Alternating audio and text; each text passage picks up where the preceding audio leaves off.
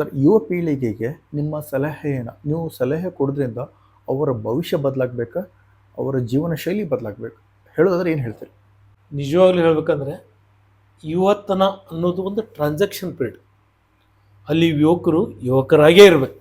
ನನ್ನ ತೇರಿ ಪ್ರಕಾರ ಯುವಕರು ಆ ವಯಸ್ಸೇನಿದೆಯಲ್ಲ 20ರಿಂದ 22, 23, 24 ಅಲ್ಲಿ ಭವಿಷ್ಯದ ನಗವನ್ನು ಹೊರಬಾರ್ದು.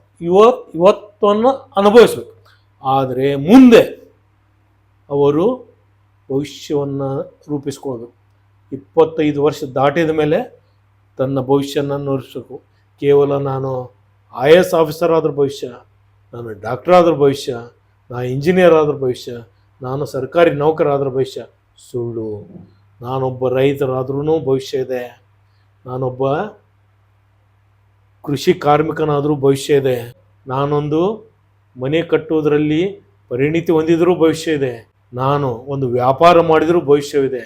ಸೊ ಭವಿಷ್ಯ ನಿರ್ಮಿಸ್ಕೊಳ್ಳುವಂಥ ಒಂದು ಯೋಜನೆ ಯುವಕರಲ್ಲಿ ಬರಬೇಕು. ಎಲ್ಲ ಕಾರ್ಯಗಳನ್ನು ಮನದಟ್ಟ ಮಾಡಿದಾಗ ಅದು ತಾನೇ ನಿರ್ಮಾಣ ಆಗುತ್ತೆ.